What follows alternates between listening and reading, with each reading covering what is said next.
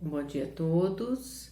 Evangelho de Nosso Senhor Jesus Cristo, segundo Marcos, capítulo 8, versículos 27, de 27 a 33.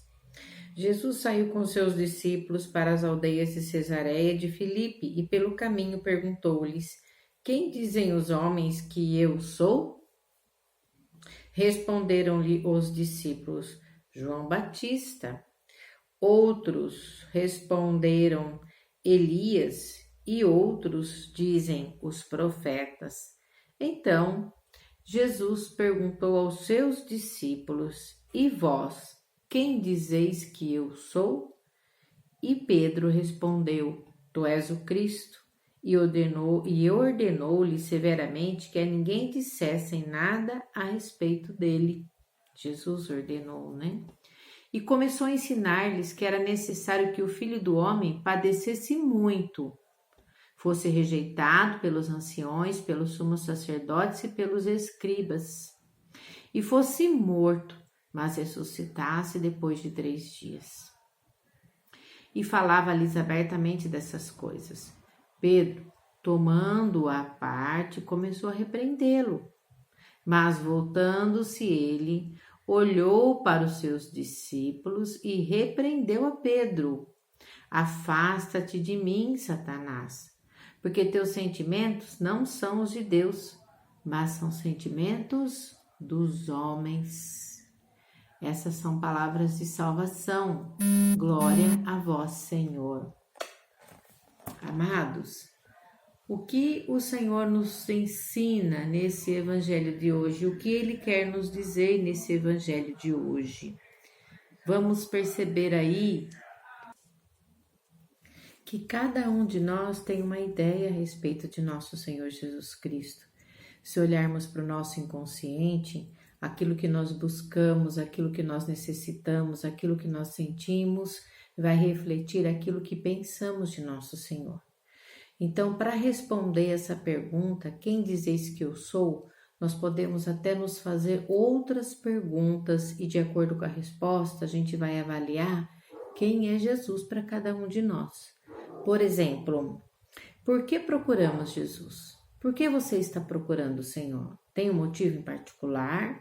Por que você se sente atraído por Jesus? Por que você vai nos lugares onde Jesus está? Qual é o motivo? Você pode responder esse motivo? Outra coisa, o que pedimos para Jesus em nossas orações?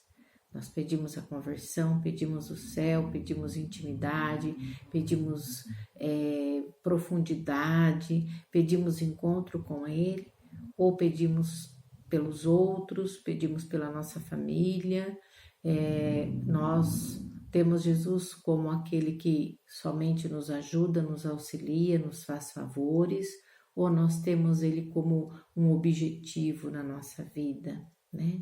Então, de acordo com isso que a gente vai responder, a gente vai analisar, né? Quem é Jesus para nós?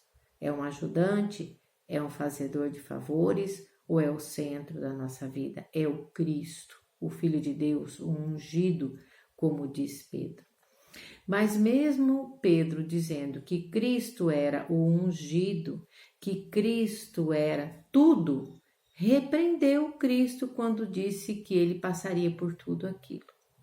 E depois nós vemos que o próprio Jesus diz: afasta-te de mim, Satanás, porque esse pensamento vem do teu coração, é um pensamento humano. E por que isso? Explicando, né, nos dias de hoje.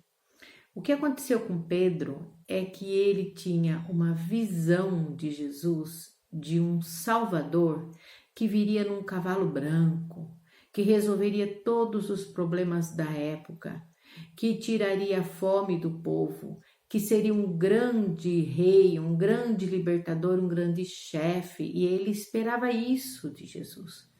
Mas ele não entendeu que Jesus transcendia tudo aquilo, que Jesus, morrendo na cruz, sendo obediente a Deus, mataria a morte, e matando a morte nos daria vida eterna.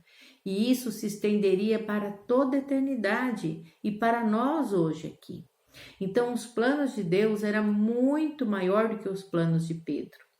Mas Pedro, ele imaginava que Jesus não poderia morrer, que Jesus não poderia sofrer. E se a gente analisar, por que Pedro negou Jesus, já que ele dizia que Jesus era o Cristo, o Filho ungido de Deus? Porque ele se decepcionou. Porque ele tinha um plano, um projeto na cabeça dele de como seria a salvação. Mas Deus tem outro. E muitas vezes nós negamos o Senhor, porque nós planejamos coisas para a nossa vida que não é vontade de Deus. E quando isso não acontece, porque graças a Deus Ele não permite para a nossa salvação, nós nos decepcionamos. Porque nós temos planos humanos que vêm do nosso coração e que são planos que não nos levam para Deus, muito pelo contrário, nos tira do projeto de Deus.